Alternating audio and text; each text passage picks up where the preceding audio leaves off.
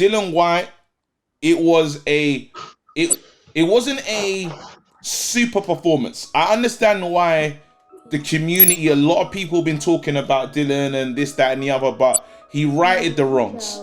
There was a lot on the line, a lot on the line, and look, I can do it like money made, glamorous ting. 12 round unanimous ting. Casual fans on the analyst ting. That ain't KG and Travis's ting. That's undefeated, undisputed like Lennox. Do it on points, jab your head off. Who tried to say that AJ fell off? Must have never had Nigerian jello. Yo, what's going on, people? Welcome to another episode of the Undefeated podcast. The only podcast with 2 undefeated fighters. Chatting it up. Listen, we're not even gonna cap. Subscribe, hit like on this, and buckle up because this pod's about to be a dope one. Buckle up. That's what you need to do.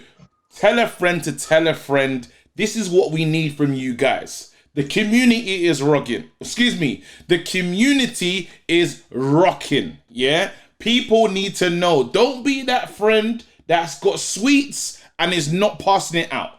Yeah? Don't be Give the person. man the sweets, bro. Share the essence is what we used to say at school. And don't be out here giving man the dead ones either. Do you know what I mean? You got the Starburst. Give man the red one. Let man hold a red one, fam. Keep a couple for yourself, but let man hold a red one, man. Let man hold a red one, fam. But anyway, yeah, people. Bro, big up. what's your tail of the tape, fam? Come on, bruv. I'm 0-0, fam. Never fought, never lost. If I did, someone gets knocked out, and it's not me. Big man, Travis, what is your tail of the tape, bro? Come on, bro. 2-0, fam. I see. 2-0, 50% KO rate. You understand? I carry power. Yeah? Half the men that entered the ring with me, come on, man. They left on their back, fam. That's what they did. What can I say? What can I say? Listen, usually, right about now, we would get into the comments, but we can't do that because We can't do that this week, man. Too much has happened in boxing. Too much. Yeah. There's too Agreed. much. As soon as we came offline, yeah, stuff just started happening. Gervonta Davis happened.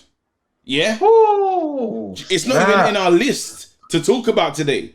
But as soon as we came up, Gervonta happened. Crawford happened. This, let me just let people know what to be excited by today. Yeah? Gervonta happened. Crawford happened. Frank Warren, a lot happened. Yeah? He's in a bad place right now. Frank Warren is in the same place that he's back to that place. Yeah? Travis and Steve BUNCE happened, fam.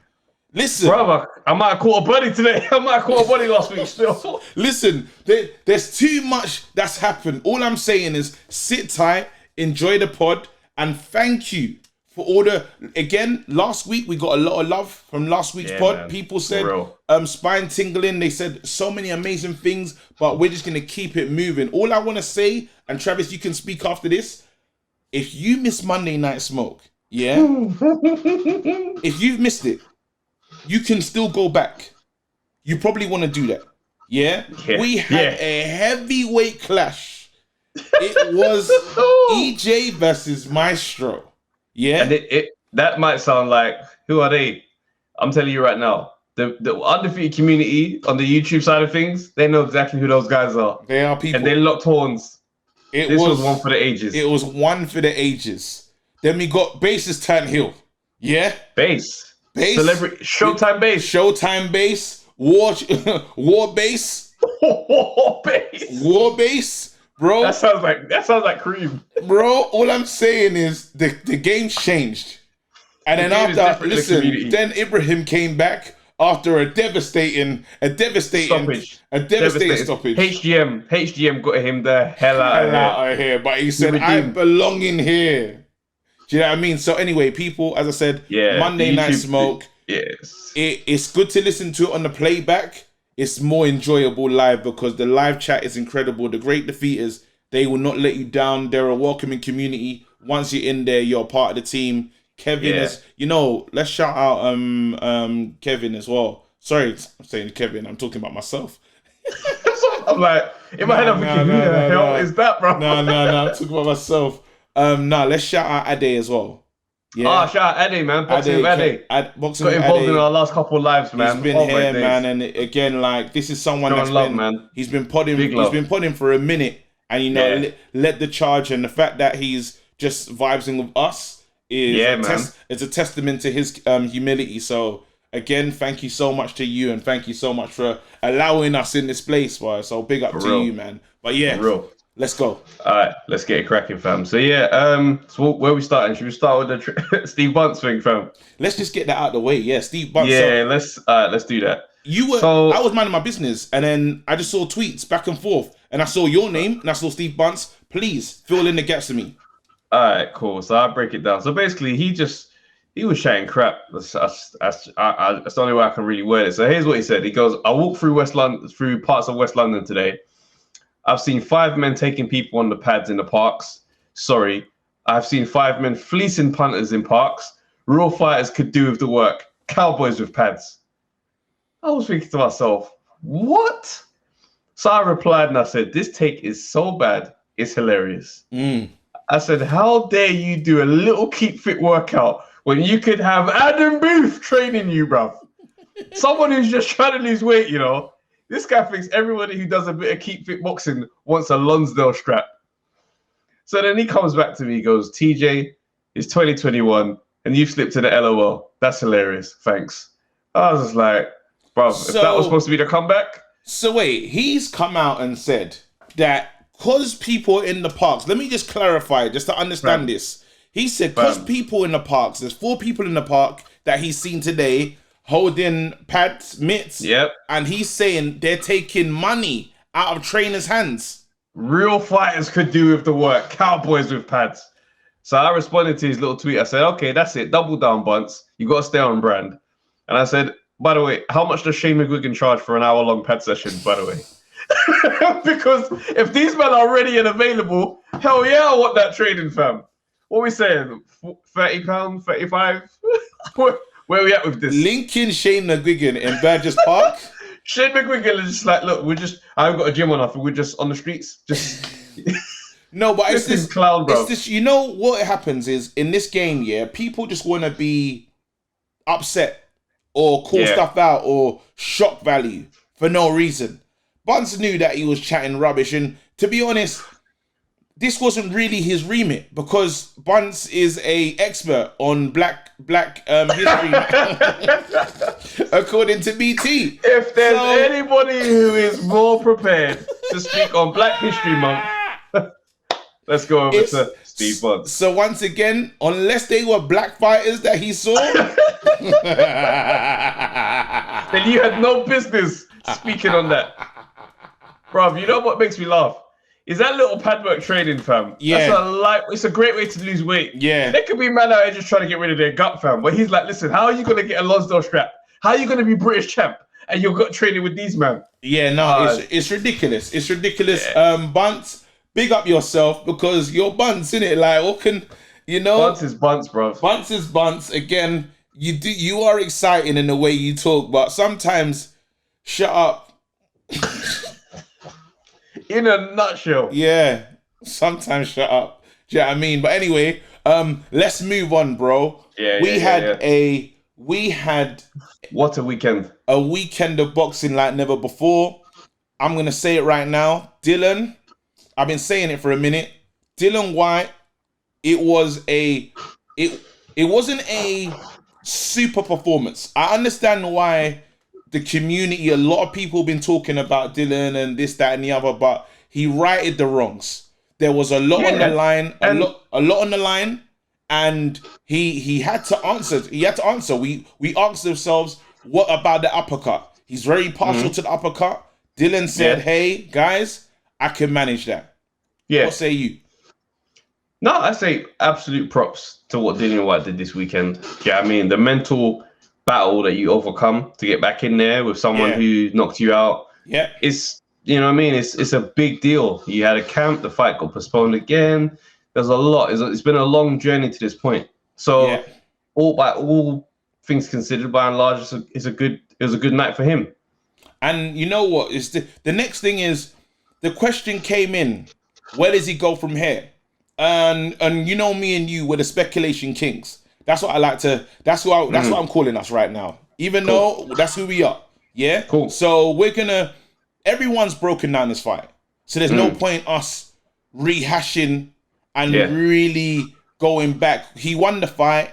He could have looked better. Yes, as we said, there was three. He definitely could have looked better. He could have looked better. Balance was all over the place. This didn't look like a fight this wasn't the announcement to the world fight. I don't believe.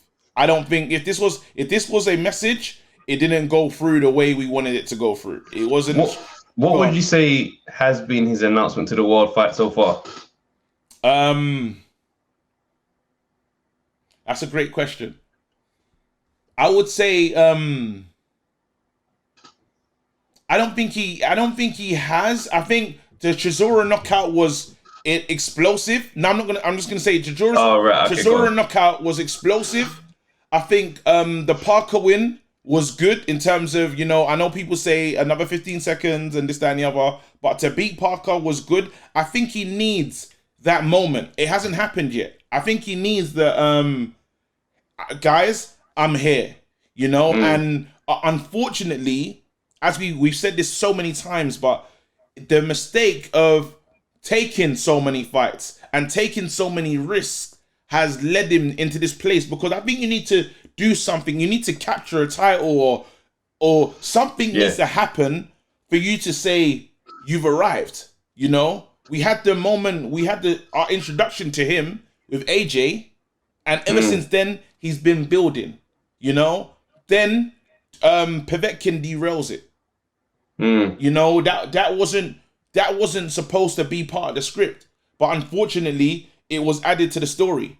Now there's different ways that people can look at what happened with him and Povetkin. Some people will say he showed amazing mental fortitude coming back from that and going in there and actually taking it to the fighter. Some other people will say this Povetkin is not the right Povetkin. We saw it. We saw the way he looked. He came in, he looked like he didn't want to be there, you know, but is that Dillian's problem? No, it isn't, you know? No, it's not. And this thing is, it's like, I don't mention that as a way to discredit what he did on the night.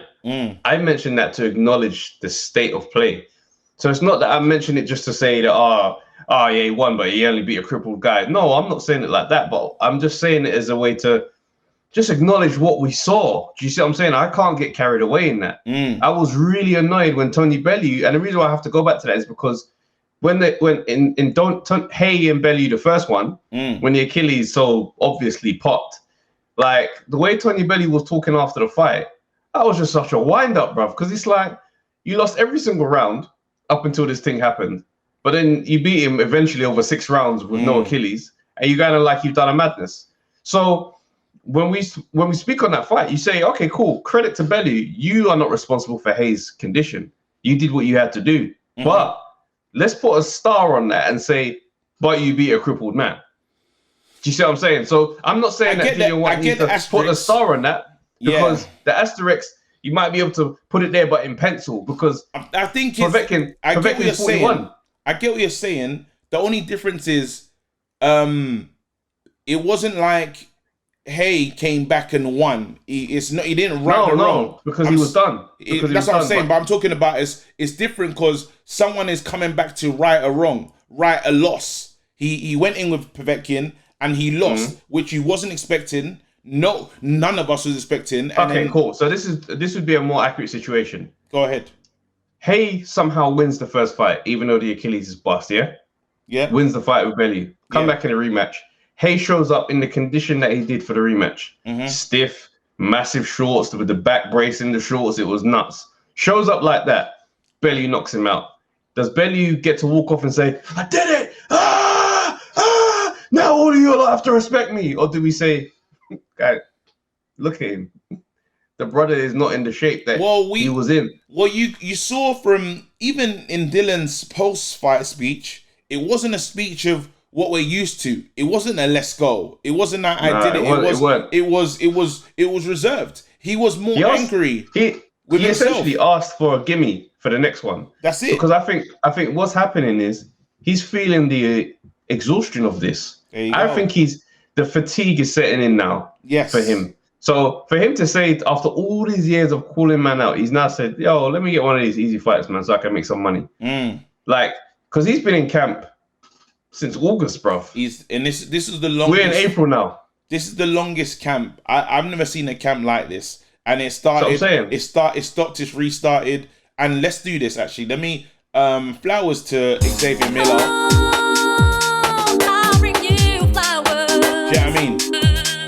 I had to give him his flowers today because I questioned And Harold Knight as well. and Harold Knight. I questioned Xavier, and on this pod, live and direct, so it's only Same. right to give him the respect. Because he got it done. He won. I do have a few issues. I do have a few things that I would bring up in terms of him. It looks like he's gonna step back in this fight, but again, I'm gonna. Well, this is what I'd say. Well, yeah, the win happened, but see, this is the thing in the heavyweight division right now with guys at the top who are competing for a title. Yeah. When you win, we say, "Cool, congratulations on the win." Yeah. But we're also watching for any danger you pose to the top guys. Yeah. So that's why scrutiny follows if you don't look like someone who's going to be a threat to the champions and you say that you want a belt. Because straight away we say, okay, cool, you got through him. Nice. But am I seeing something that's going to be AJ or Fury should be scared of? Or do you know what I mean? Are these guys going to be taking notice of you now? No, probably not. So that's why it sounds harsh. It sounds harsh to just straight after the fight to be on that. But we know Dillian wants the title. Had he beaten Povetkin, he'd be way closer. 100%.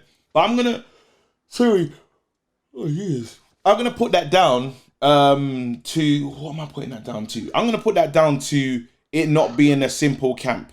That's what I'm gonna put it down to, because it will feel wrong. But I got everything that I wanted to see from Dillian and Povetkin won, but then he made a mistake. So it's so hard. But then in number 2, he reverted back to. He reverted back to like, I've just started working with the Tibbs. He reverted back to beginning, like raw version of Dillian. So it's so hard. It's so hard to assess it. I do feel that he's kind of right to say, give me a gimme fight where I can just go in there, gain some confidence, because his confidence. One thing we do know is his confidence was shot, because him asking for a gimme fight is the most un-Dillian White thing we've ever heard him say. Un-Dillian White, I know. He's Mr. Let's Go. He's Mr. Let's Go. And also, like, I thought we would have got him out of here in the first round, fam. There you go. Like, there's moments in the first round I thought he's gonna do it. That bet that I made would have been peas, bruv. But you know, I was thinking to myself, yeah, he's still very cautious of him, and I was a little bit, I don't know how to read that, because obviously, yes, he's got the demons of the knockout, but also, if you look at the Povetkin that showed up on that night, Dillian must have felt the difference. Yeah. In terms of what he looked like in there. Like, the reason why I keep mentioning the injuries, because Povetkin is not a man that falls over on his own. Do you see what I'm saying? Man was misstepping and falling back over the ropes. And I'm like, yeah, okay, it's because you can't go to the right. That right foot or ankle was done. So anytime you pushed him to the right, stumbling, jumping. And I was like, okay, this is obvious. It's an obvious thing to see. It's not like I'm saying his hamstring is pulled and maybe it's it's not one of those injuries. We can see what's different here. For someone with his Olympic pedigree, I get what you're saying in terms of Povetkin and not looking. And I said it, even when he was walking in, I said to you, Trav, the walk was look timid. at his face. I said, Trav, look at him. Something doesn't feel right. And then at the time, everyone was like, nah, he's rushing. Like, he's rushing. That's right. I remember that. Don't buy into that. Like, and I was like, I don't know. Like, it something felt wrong, you know? Like, he didn't want to be there. And as he was getting closer to the ring, you could kind of see, wait, it's almost cumbersome.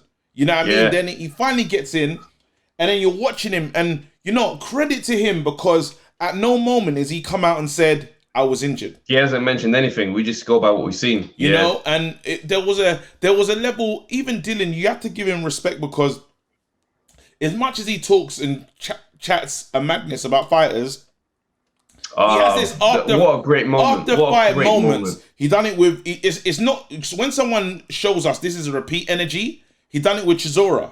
With Chisora, they went hell for leather as well.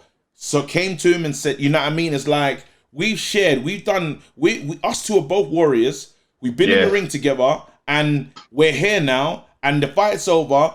Respect to you. And he brought the chair for him. He just does it. Such a nice, and you know what it is here? Like, people are gonna maybe watch this pod and do what they normally do and say, "Oh, Travis doesn't like Dillian Whyte." No, that's not the case at all, man. Like, especially as a man outside the ring, what he's doing for other fighters, like when he manages his fighters, he gets them fights. Like these men will be on his undercard like through the whole night. Do you know what I mean? I've got crazy Kongo. respect for how he's out the ring. He's clearly someone who's got a family at heart and that type of mindset. So this is definitely not a personal type of situation. I've got nothing but respect for Dillian Whyte. But you know, we're on this pod for a reason. I will say we have to break down. We have to break it down. This is it. So when I see Dillian Whyte's fighting style and the way he does things, and you know, in his finest moment, I've been saying this on the lives, he always looks clumsy to me. Like, and I don't think the balance that is going to be something that he can fix. Some people are just like that. You know, those kids when he was in school, they just couldn't do this certain things that other kids could do. It's just your balance is off. That's him. That's how he is. And it's like he throws a shot. He always looks vulnerable, which is why I cast doubt over wins over fighters like Wilder. Like Wilder, for all things he is, and I criticize him as much as anybody, he knows how to laser in a right hand. And Dillian is open to that. I think you need to, and this is where, I think this is where me and you go opposite ways in the road, because when we talk about Wilder with pressure, I don't think he can laser in properly. If someone's doing, when I'm talking about someone with a level of boxing ability, boxing IQ, I can say that I have seen a very good jab from Wilder. Now, Wilder hasn't. I don't think Wilder has the capacity to be able to deal with the jab and deal with being bullied. That's the difference. But let's do this. Luis Ortiz gave Wilder problems in that second fight, especially. Southpaw. No comparison to Dillian Whyte. So somebody with a low IQ, like Wilder appears to have, he's going to have trouble dealing with a southpaw because his jab is kind of out of it. So he's just going to wait, get dominated, and literally wait for a moment to throw his right hand. But we're talking about getting pummeled, though. Now we have to add... Fury, with Fury, in the second fight, he came in.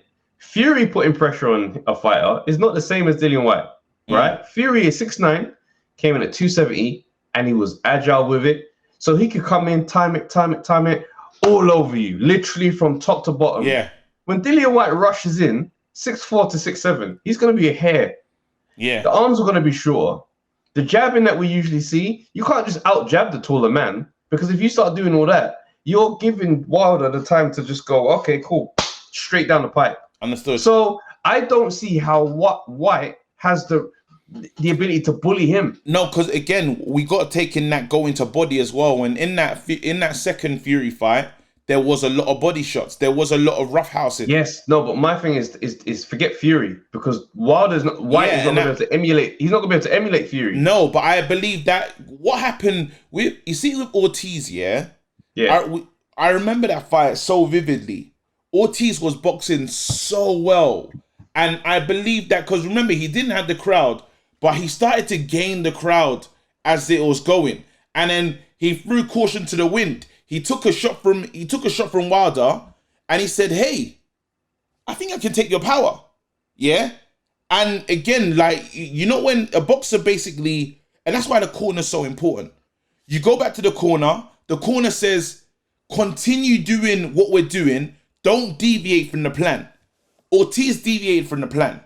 And I think him being in that position, hearing the crowd, it was a super moment for him. If he won that fight, his life changes, you know. And there was so much that he's fighting on, you know, because he had the situation with his child and stuff. So there's so many things that was going in there, which he lost focus, and then it happened. And then also the fact of his age and being able to keep up that onslaught, I don't think he could.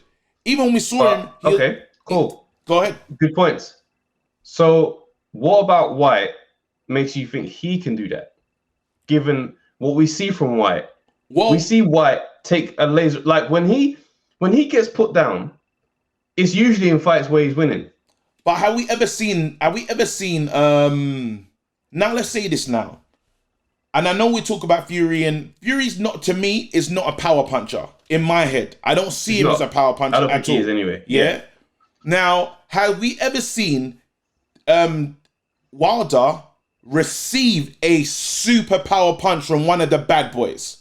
And I'll put, in terms of hitting hard, I'm gonna put Dillian in there as a hard hitter. AJ, incredibly hard hitter. So have we seen him take one clean on the button from one of the heavy hitters in the game? And No, the I answer don't is think. No, we haven't. Do you know what I mean? My only issue is that I just don't think White can get to him with everything that he's with his attributes. Like remember, White was a little tentative in there with Povetkin, yeah, because of fear. Because of fear. Right? Okay, cool. I don't know if that's just going to leave him automatically for the next fight. No, it's the fear. I know. I've tasted. But if you're gonna, okay, I understand, familiar fear. But if you're gonna be anxious of Povetkin and his power because of what happened last time, what do you think he goes into a Wilder fight with in his mind? It depends because there's no way he looks at Wilder's fight and thinks, if Wilder ain't got, well, I can take it. I can take his power. It's gonna be calm. No way. So he's gonna be going in there anxious. You're gonna expect him to go in there and try and bully Wilder. I don't see it. It depends though, because if it's unknown, it depends the mentality of a fighter. You know, you look at White, and White does this thing where he almost tries to embarrass the people that he's fighting just in the press conference. He talks himself to a space of, you can't beat me. You know, he gets to this. But does he get the better of Wilder in that talk though? Because if we're talking about that kind of back and forth, Wilder is the king of delusion, bro. So whatever Wilder says, it might sound crazy, he believes it. Once he gets into his, I'm blessed, I'm God gifted, bro, you're not talking to someone who's gonna be broken down by that. When someone says that, we all know that as good as Wilder is with that talk, White has this ability to really get underneath. No, but who are the examples? Chisora. AJ, Chisora, Parker. AJ, okay, cool, but let's look at them. And Parker, AJ was a personal one. Yeah, because most men. I borrowed you my trousers, bruv. Yeah, exactly. That was a personal. Yeah, and that because of the fact he beat him in the amateurs. Yeah, so that was all of that. That was an easy one to touch. So let's put that one to the side. Donkey. Chisora. Table flip. But Chisora is a flame on his own. I understand. Chisora is rarely ever humble with anyone. Parker is a wet wipe with this thing. Parker, no, but I'm what saying, he did to Parker. No, Parker's a nice guy. Yeah, Parker's a nice guy. I'm with you. But then what happened is, even in that, Parker's trying to develop a level of belief. Yeah, before that fight, even when coming out with the New Zealand, the Hakkar, and how he did, and he was telling him, "You're nothing. You're a disgrace to this thing that you think you represent."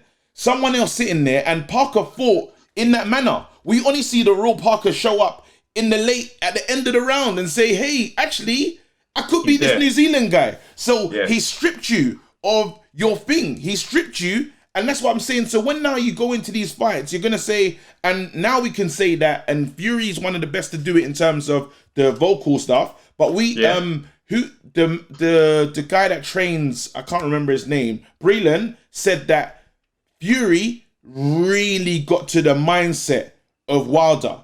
Yeah, so, but I don't have Dillian White as a mind game guy. But we've seen him play it. We've seen him. We just have to say there's times that we've seen him play it. And again, we can disagree on this one. We've seen him play it. There's two things. I just think I've never seen Wilder really get hit clean by someone of worth. I haven't seen him and the fights that he has, I haven't even seen him have a worthy opponent. Who have you seen Dillian White? Who's he seen hit Dillian White? Who have I seen hit Dillian White? Who's he gone in with? It's hard to, because even Ade brings up the thing about Rivas, but I like to see his knockout ratio, but Rivas can hit Rivas is small. The reason why he dismissed Rivas is going down to Bridgerweight now. Yeah, Rivas is small naturally, but it still doesn't take away. It doesn't take his power. No, but what I'm saying is he's a small guy in comparison to these other heavyweights. Yeah. So when we start looking at the guys that have hit Dillian, AJ, Povetkin, they got him out of here. Yeah, but then at the same time, it's not like you can say he can just take those. So No, but he took some shots from Povetkin, and even though Povetkin was not the same, he still took like a. No, but if you can't launch off your foot, your punch power ain't gonna be the It's same. not gonna be the same. To disrespect I understand. But yeah, but so what I'm saying is he can go. But even when Deontay Wilder lost to Fury, he didn't get knocked out. He got stopped on his feet. Oh no, it's a different kind of stopping. I hear what you're saying, but even that bum shot, you know, when he that was a body shot though. That was a body shot. And we know the body snatcher. We know the body snatcher is gonna be here for those shots. He's gonna be here living for those. But what I'm saying is that type of knockdown is like when Holyfield knocked Tyson down, left hook to the body as Tyson committed, and he just went straight down his bum. It's not the type of shot that's knocked man off my feet. That knockout was coming. No, like leave him in there longer. It was coming. No, there's no guarantee he's coming. Oh, that could have gone to 12. No, it could have gone 12 as a beating. It could have just been a constant beating. There's no guarantee because remember, he was already done, but he's on his feet taking the shots. He wasn't getting battered like out. No, down. he got beat down. No, listen, that was a beat down. It was a beating, but I'm talking about knockouts. That weren't going to be a knockout in my opinion. But I don't think Fury don't carry that power. There you go. And there's Wilder. I'm sorry, White has power. I honestly believe that. I don't know. I think this is one of them. We'll have to agree to. Okay, I'm really just trying to get who's White knocked out to say he's got that power. Chisora, an amazing. We've never seen. I thought he was dead. Man, I thought he was dead. Chisora is not top echelon fighter. I agree, but I'm saying that. So who else? He rocked AJ. There's a lot of fighters that haven't been knockouts, you know. He rocked AJ, and AJ's not chinny. I'm talking about knockouts, bro. Yeah, I know, but I'm saying he made AJ think about it, but then AJ was right back a moment later. He couldn't get it done. I'm not saying, but I'm saying that that happened. So where's the power? Because his power is not in the league of Wilder. And that Povetkin knockout is cold. And even that other guy, that the Australian guy, I know he doesn't count, Lucas Brown. Again, these are devastating knockouts. These men are not supposed to hit the floor like that. I hear you, but if we're gonna say that he's qualified as a level of knockout, then we pad up Wilder's CV and we say, okay, what if Brazil's and all them, man, they count too. But that's what I'm saying, and Wilder still gets credit for his knockouts. Wilder's not. It's not. No one doesn't say that you're because you fought all these men. We still say that you've got power. Do you know what I mean? We still say the reason. Okay, cool. The reason why I'm dissecting like this is because Wilder. Yeah, we say that, but Wilder knocks out all of them. He didn't play. Whereas White has been in there with some man that he didn't get out of here. Mm-hmm. He did 12 rounds with a lot of these guys. And he got the win. Yeah, but it ain't TKO central. But then what we do though, because I know again on Monday Night Smoke, I think they talked about when he came back. Was it Hunter? But then he came out. Was it Hunter when there was a fight that he had and he was mad overweight? It was at the AJ one. That was I think it might have been the Marius Wack. Yeah. Now again, that one is harsh because again we had the solid B sample, the long thing, not being able to fight, and everyone coming out with all sorts of stuff. Okay, cool. So there's been circumstances. I've got Dillian White's thing. I've got Dillian White's thing up here now. Yeah. He didn't stop Dave Allen. Unanimous decision. Like we go in further. The TKO that he's got next is some guy called Malcolm Tan. I don't know who that is. Yeah. After that, it's Lucas Brown. After that, it's Chisora. Povetkin is Povetkin. If you want to be generous, you give Chisora and say, "Cool, stop him." But afterwards, there's no top name stoppages here. So the power that we're speaking about, I don't really know that it's absolutely top flight power, bro. You have to give him, and don't forget as well. And I know I'm capping, but it doesn't even feel like capping for me. We had the shoulder injury. There's been stuff that's happened with Dillian. There's been stuff. I don't think it's been. I don't think it's simple. I don't think it is like we can look at it like this and be I'm doing the factual. Yeah, I'm doing the factual. But then there's been so many different moments. There's been so many different things, and you talk about even his career. Yeah, it's just been it's upsetting because. Yeah. He's taking risks. He hasn't got what he deserves. We've spoken to boxers now, and they talk about getting up for a fight, being ready for a fight, and I might just go in this one to get paid, and we know that happens. This is boxing. I'm gonna tie myself over and stuff, and you say to yourself, I just think it's hard to look at this one without the shades of grey. There's a point, there's an overarching thing, and even the thing of changing trainers is mid climb up, mid journey where everything's going well, and you say, you know what, get rid of these people. Then actually realize it's a mistake because what's the guy's name again? Xavier. Which one? Was Xavier there by Miller, yeah. himself, and then you said no. Xavier needs somebody. So you've realized that he's not enough by himself. he's not enough. You've realized that and said, hey, I'm gonna bring this in, and even on top of that, because I did give Xavier his flowers, but you heard I said that I don't remember names. I'm really bad at names. The new trainer that came in, Harold Knight. Yeah, he was speaking a lot. Yeah, in the corner. A lot. Yeah, and so I had some confusion, as in So who was the one? Who's number one? Who's the number one voice? And then when it came down to it, it was what Knight was telling him. Knight said, "Listen, stop stretching it, keep it close to the body. You'll get him out of there like this. Stop getting for lunging and doing that advice." And what did he say at the end? He said, "I got some advice, boom, boom, boom," and it was Knight's advice. So once again, there's things happening to me.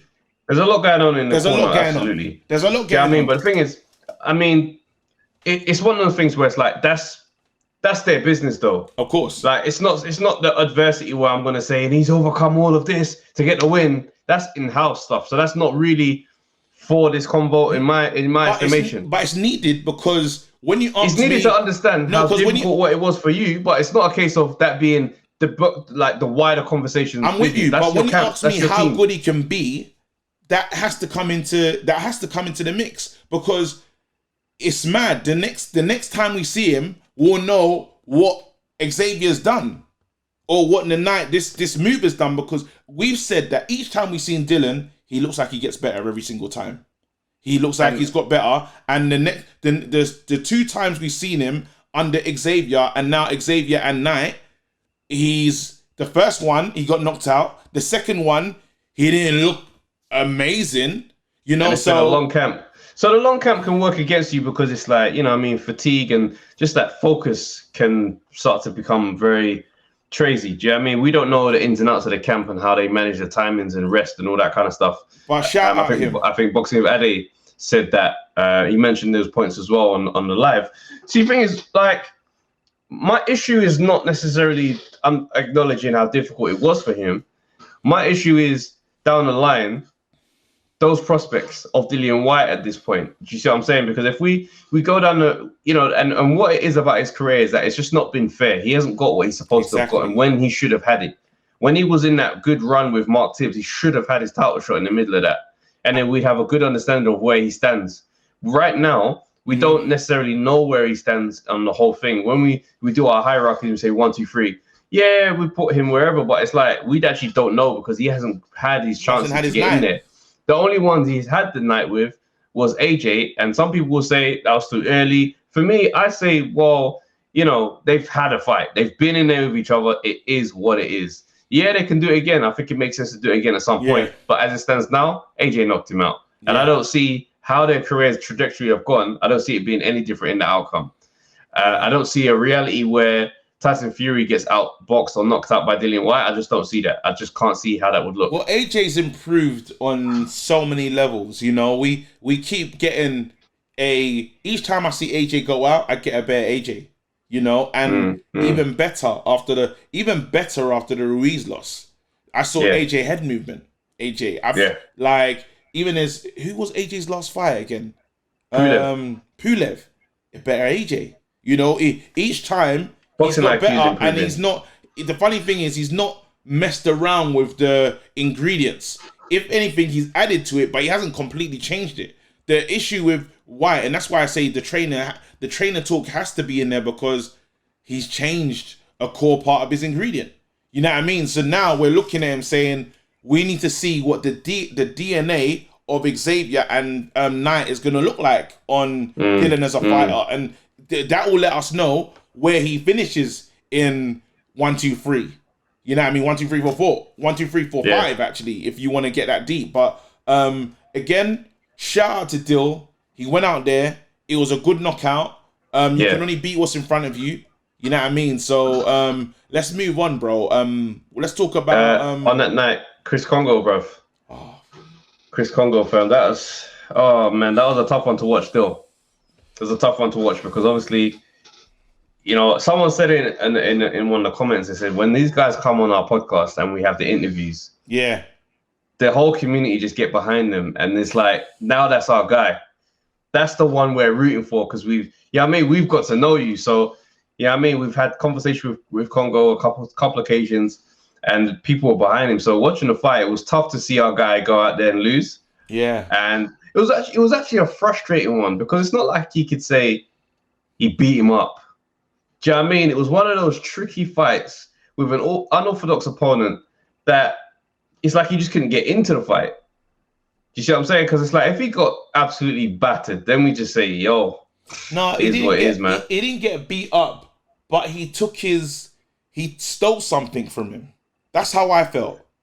It's like, yes, you didn't get beat up, but he took it's like he took his bravery. Like the gusto. He took the gusto. He took this thing that said, I'm not engaging. And I've watched Kongo fight like more than once. We've seen him about a few times. And I haven't seen this version of him. I feel like this might be a case of, when boxing records don't show the truth all the time. Yeah. Like we look at McKinson's record, and McKinson's a very unorthodox type of fighter, but he's very skilled with what it is that he does. Yeah. He does what he does well. And you look at his boxing record and it has 3 KOs or something like that. Yeah. So you say to yourself, he ain't got power. Yeah. Not really. I don't think so. I think he does have power. I just don't think he has good finishing. Yeah. Because his style is very much a tentative outside, explode, rush, and come out. So it's like, you look at that, you think, okay, I was watching things that he could have, what Kongo could have done or tried.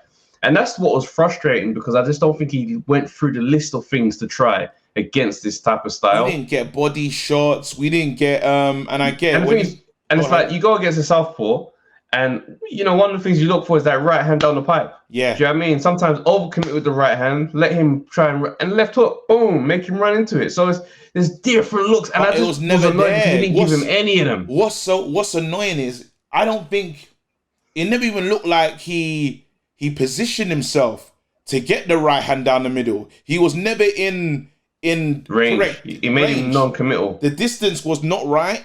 And then when the distance was set upon, the distance was always set upon him. That's right. Yeah. There was many times when McKinson backed him up, and I just didn't. We've seen him in there with, and then we have to put respect on McKinson's name. That's what it comes down to, man. Because it's like a good fight. They're both avoided fighters for a reason, and you can see we got to see why McKinson is avoided. 100%. You look at, and it's sad for me because, for us as the pod, really, because we bought it. We're believing in the story, and the funny thing is, the story's not over, but dramatic changes. I would say if I was Kongo, and he probably will watch this at some point, you have to watch that fight back. I'm not a fan of the advice the corner was giving, or if they was giving the right advice, then maybe it's time to change them. Because if they're not bringing it out of you, then that's not good enough. Because there's a part where it gets to in that fight where I know I'm not a corner man or anything like that, but if you watch the live, I was getting into my bag with how you got to wake, because you got to wake the fighter up. Kongo is not a fighter that you have to teach skills at this point. Yeah, it's a case of lighting the fire so he gets the wheels going. He's gonna know what he has to do. So you being in there saying, watch out for this, watch out for that. He knows he's gonna know what he has to do. Yeah. Do you know what I mean? But you gotta wake up that fire in him, because I'm like, he knows his story. When we hear Kongo talk about being avoided and looking for fights and all this type of stuff, you gotta remind him. Yeah. This is where we're coming from tonight. So this isn't the night to give it passive and hope the judges are nice to you. Yeah. Go and batter that boy. Yes. Do you know what I mean? And I just don't feel like the trainer was getting that out of him. Do you know what I mean? And that was the frustrating thing to watch, because I'll be honest, if Kongo at 7, 8, or 9 was to bite it down and go, you know what, buddy, let's go, let's scrap, and took it to him, and then he still lost, you say to yourself, you know what, you're gonna sleep well tonight, because you know you gave everything in that fight. Whereas that fight, I think he goes home and he watches that and goes, I should have done this, I should have done that. Oh, man. Bro, and that's the guy's name is Too Slick, fam. And we didn't see nothing slick in that. And that's what shows that he didn't show up in there. Yeah. You know what I mean? If we're called Too Slick and we know that he can move, he can do these things. He's a good boxer. And we didn't see that. So I don't know if Gibraltar or the occasion, or be saying I'm now gonna be the new Matchroom guy. Yeah, I feel like maybe because let's if we break it down. So there's been a lot of effort with his profile and the stuff he's doing on social media and the YouTube, and all of it looks amazing. I love the energy into that side of things, but you got to ask, maybe did it distract? Did get into a place of speaking on certain things take your focus away from the key things? You see what I'm saying? Because like it can happen just at the drop of a hat. I think it is more deer in the headlights thing of I've done everything that I need to do as a boxer, profile, everything, all these things. I'm finally here. Yeah, I need to put on a show. There's all these things that you tell yourself. Oh yeah, that pressure. And it's like almost deer in headlights. I'm here. You know what I mean? The song's right. You ready for the Kongo? You know what I mean? Everything is correct. And it's like, shit. You know what I mean? And sometimes we don't plan for success. I've had one of those moments with stand-up, fam. Yeah.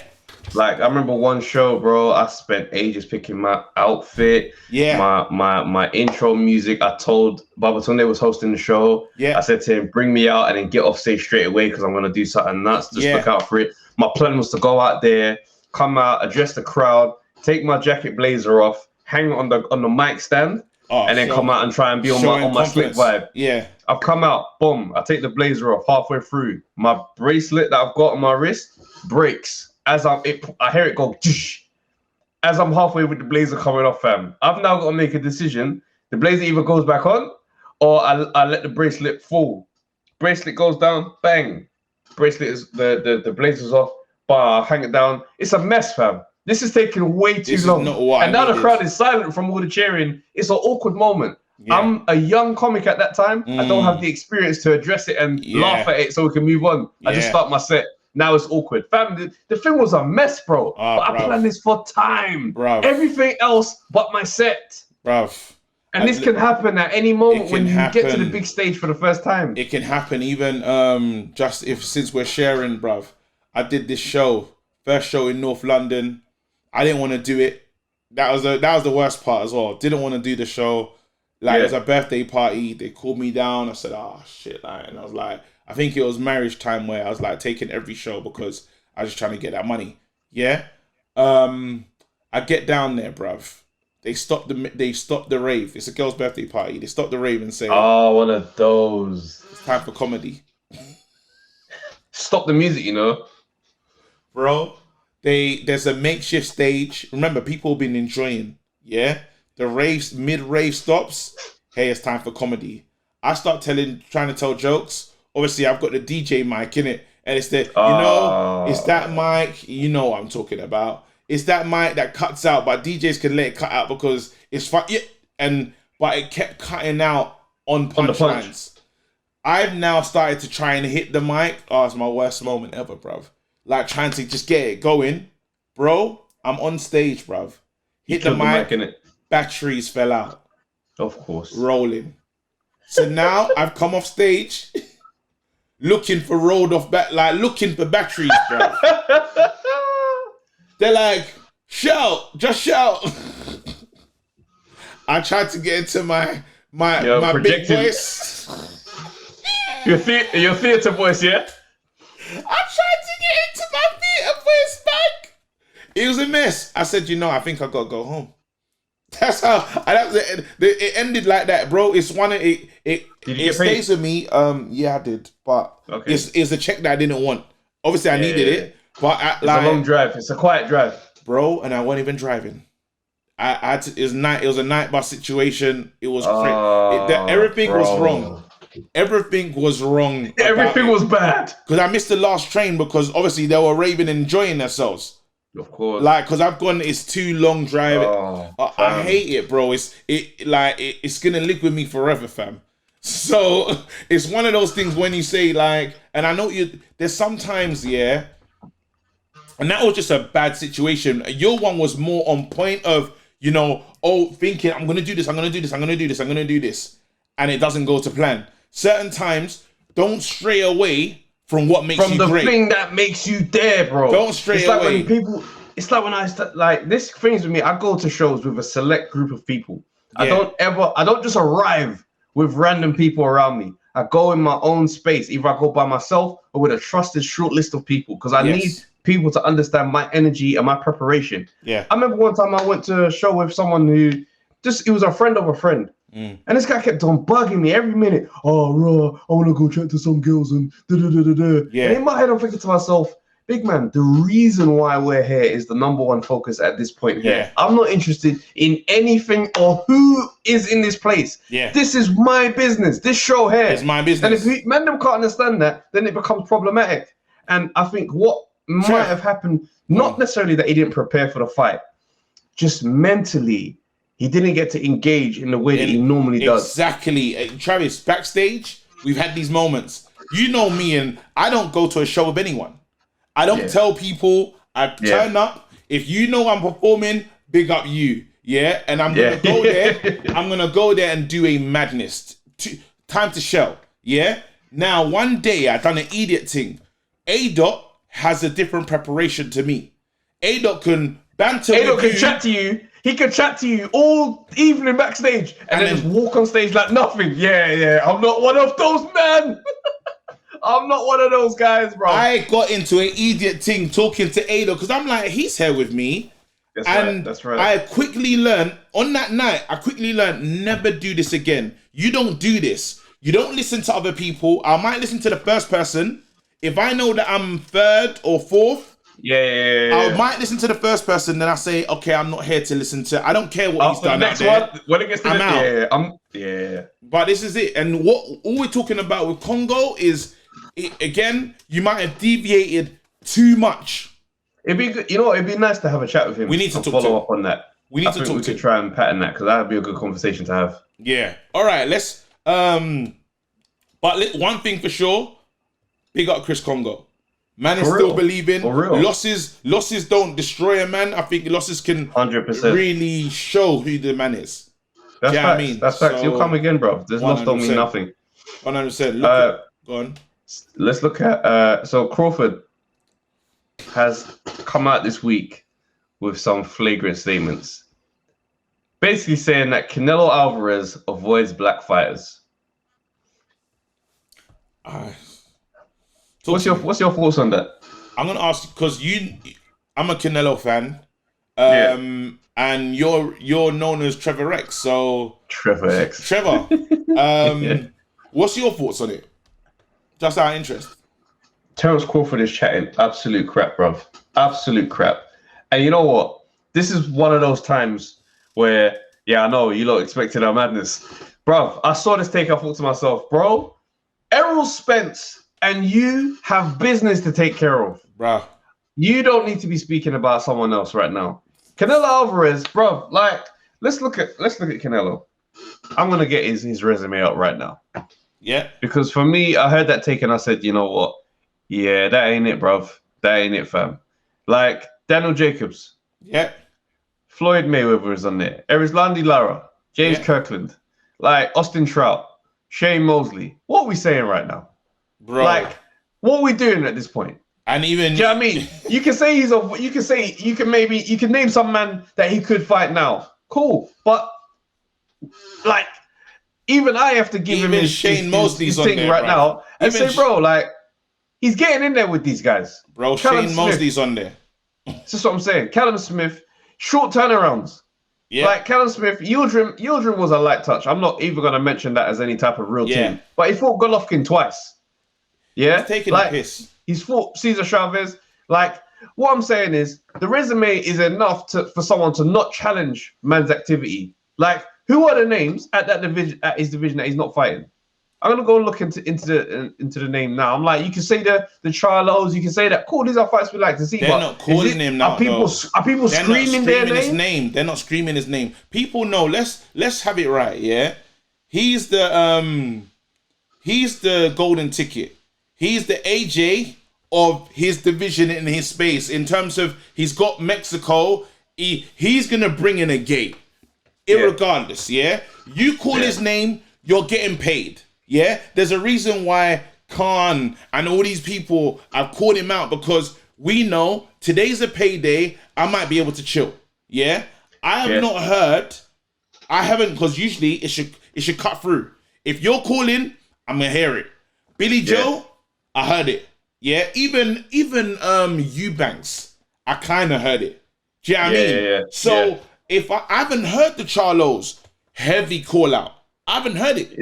It's not been convincing, and also he's at 168. Yeah, and then man are kind of talking like they ain't really trying to be in 168. So then it's like, bro, that talk there for me, I'm like, yeah, that's without substance.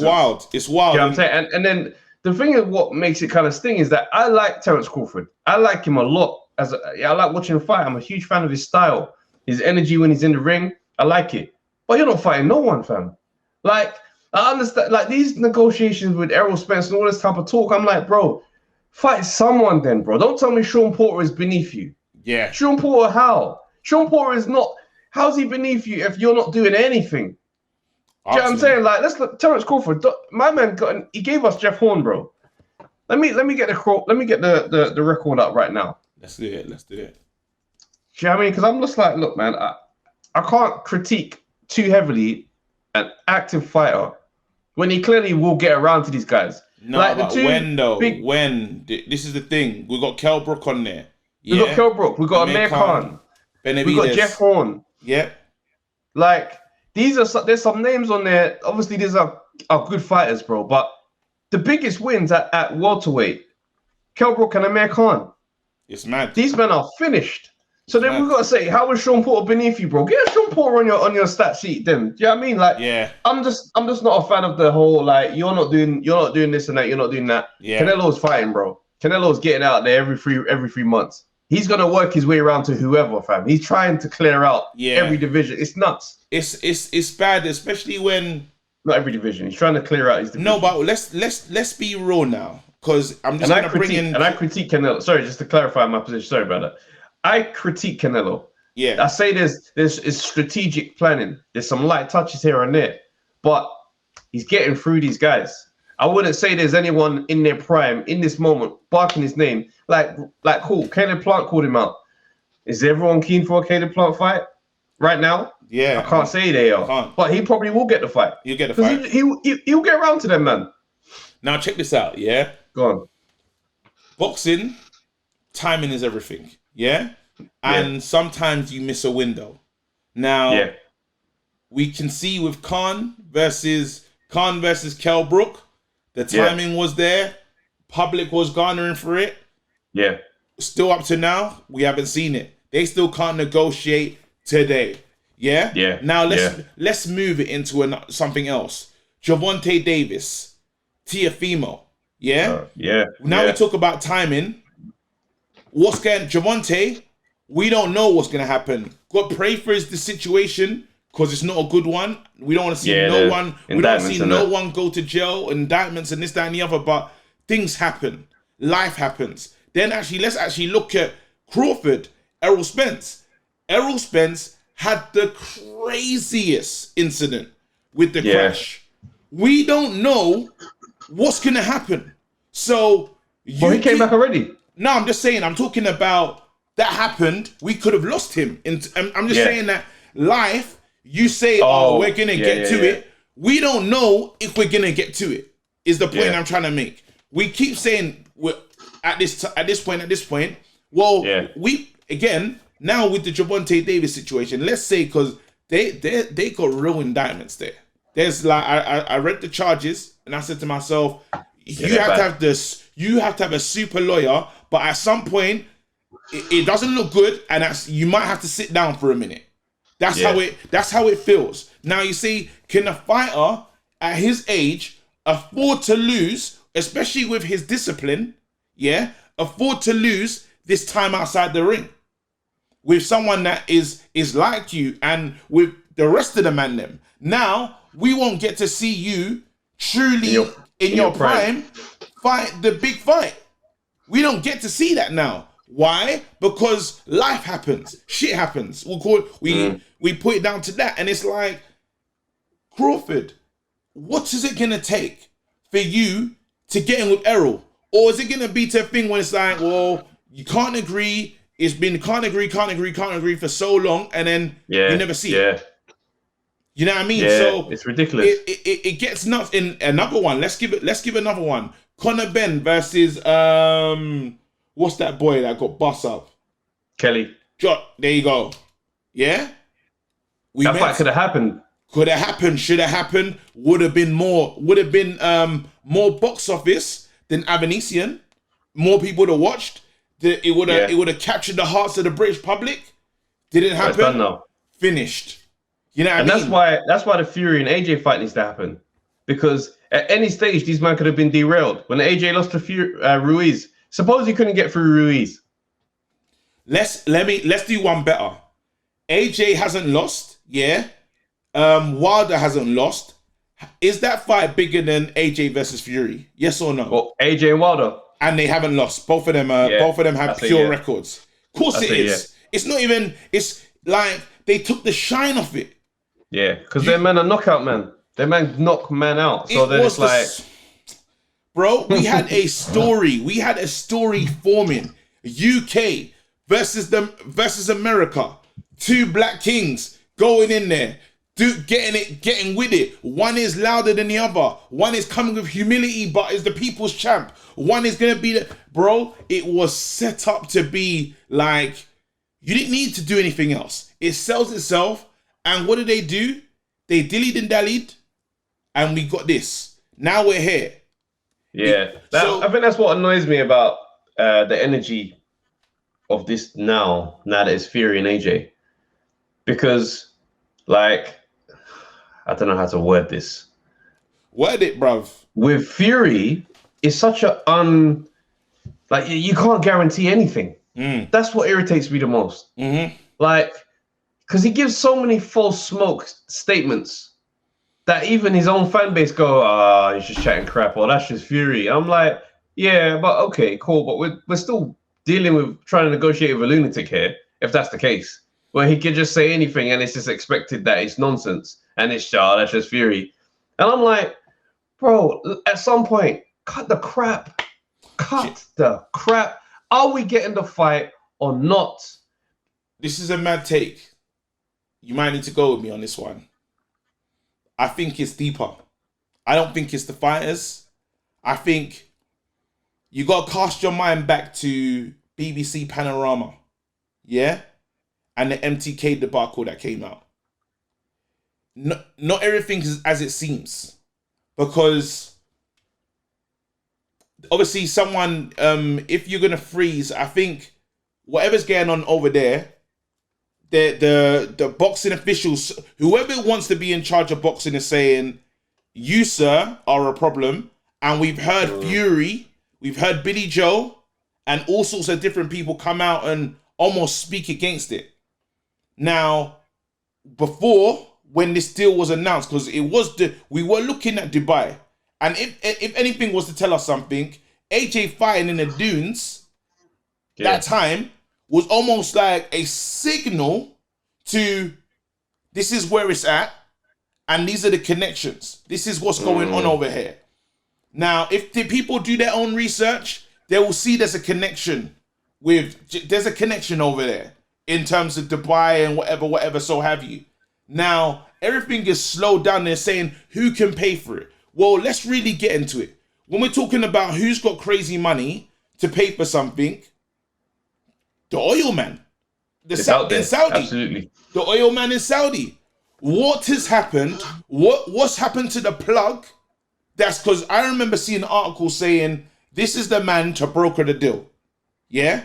And all of a sudden, that's evaporated. And now we ain't got a venue. Now we're looking for money. Why are we looking for money?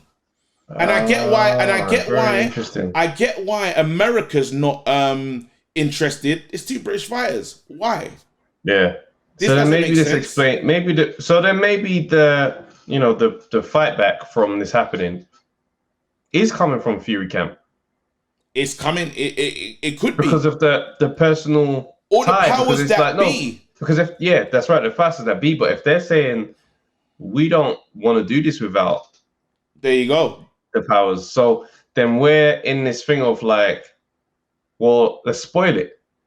Inactivity. I'm drinking. He's that. Boom, boom, boom. John Fury. I'm not on it. Da da da da da. He's got to fight someone else. If they can't do it, but Eddie Hearn is saying Yeah, we're working on it. It's not, you know what I mean? Typical Eddie Hearn conversation. No, but it's not like he's not said stuff like this before. Yeah, but so now but what I'm saying is they're actively spoiling it when there's nothing conclusive. Very true. Which is what is like making me think it's a smoke signal for either it's your theory or mine that they just want a fight in between. They don't want to go in like this. They don't feel confident. I do believe that it's more of the first. It's more of the first than the second. I do think there is, because there has been talk. There was on TalkSport, we started to hear it's not fair. Yeah. Fury needs a tune-up. You started to hear these things, but again, things will get will be drip fed into the media to bring something. Because again, no one wants to say it could be the first thing. No one wants to be to go there, and I understand. But then when we break it down, we got to say to ourselves, they were trying to make this fight happen now. Yeah, and the fight was capped. It's going to be £40. So we already know, 40 or £50. So we already know it's not a UK fight already. Yeah, we know they're going to cream the money. And then so we all eyes were Middle East. Yeah. Somehow, for whatever crazy reason, that's no longer in play. What's the next best thing we can say? Well, Wembley. Yeah. Now, the biggest issue of Wembley is, when are we coming out of COVID? We're in lockdown 3. Could we end up in a lockdown 4? It's possible. I can't announce a venue if we don't know what the state of play is going to be in the UK. And can we get 90,000 in what? But my thing is this goes against, and again, I'm bringing Fury statements under the light. This goes against everything we ever hear him say. Yeah. I'm a fighting man. I'll fight him anywhere. I'll fight him in a phone box. I'll do this. I'll do that. Money's not important. I've made enough money. Lies. I'll give all my money to charity. I'll do this. I don't care about money. Lies. Now I'm hearing boxing's a business to Tyson. You know, the world is in a pandemic. We can't get it done in this type of climate. Who's going to put the money up? I'm hearing all this and I'm thinking to myself, see, this is the thing what happens when someone just chats. Because man starts speaking in the moment and just say everything and not realizing that these all add up. So then people saying, but you said this. And when you point it out, I look like a hater. When I'm like, no, you're going against your ethos this whole time has been, I'm a man of the people. I don't care about money. AJ's the manufactured one. AJ's the business guy. He counts his pennies. But then you man are digging your heels in because there's no fans there. AJ's already fought in a lockdown. You've not touched the ring one time. I feel that there's so much at play here, and there's a lot of stuff at play. I'm just saying there's pure elements in the works. There's pure elements, but I always go back and I think to myself, when they announced, you got to think of the networks. The networks did a madness and said, "Yo, it's happened. It's done." Sky Sports did a press release. BT did a press release. And so you say to yourself, was that my theory on that pressure situation from the media? Go ahead. This is my theory on this is that the negotiation technically signed, yes. But I think there was a dispute, right? And a dispute that made the Furies want to go, no, we're out then. We're out. Eddie Hearn's chest move in that moment, make it public immediately. Yeah. So that way the excitement pushes you lot to my direction of whatever it is I want. It forces your hand, so straight after that, they go on the offensive in the press. Fury shows up. I'm drinking all these pints every day. I haven't been training. I'm not actually eating. I'm only drinking alcohol every day. That's a flagrant thing for any athlete or any person to say.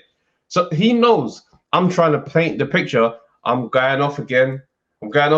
Posting a picture with whiskey. I'm going off again. The fans are now reading the nonsense and saying, nah, we ain't buying it. John Fury sits down and says, it's not going to happen. So we've got two stances and they're supposed to be in the same negotiation table. These people are now, these men are at war in this negotiation.